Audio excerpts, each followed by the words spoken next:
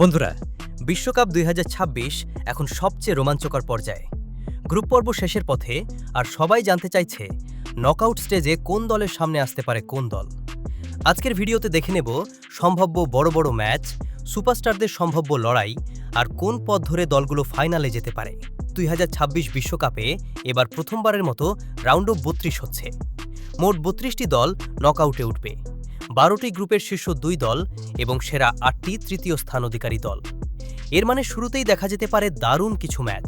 ধরুন, ব্রাজিল বনাম Japan, Spain বনাম সুইডেন, ফ্রান্স বনাম কোনো শক্তিশালী তৃতীয় স্থান অধিকারী দল, আর্জেন্টিনা বনাম আফ্রিকার কোনো চমকপ্রদ দল। এই ম্যাচগুলোর যে কোনো একটিতেই বড় অঘটন ঘটতে পারে। রাউন্ড অফ ৩২ পার হলেই শুরু হবে আসল যুদ্ধ।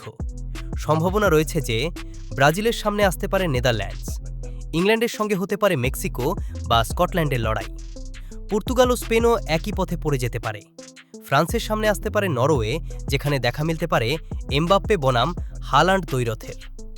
কোয়ার্টার ফাইনাল এবং সেমিফাইনাল যদি সব ফেভারিট দল নিজেদের ম্যাচ জিতে যায়, তাহলে কোয়ার্টার ফাইনালেই দেখা যেতে পারে ব্রাজিল বনাম নেদারল্যান্ডস, স্পেন বনাম পর্তুগাল, আর্জেন্টিনা বনাম জার্মানি, ফ্রান্স বনাম England.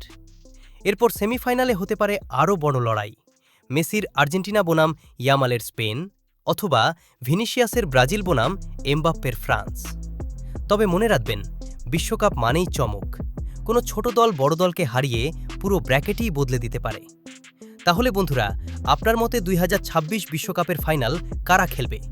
Argentina, Brazil, Spain, France, নাকি অন্য কোনো চমক? কমেন্টে অবশ্যই আপনার প্রেডিকশন লিখুন।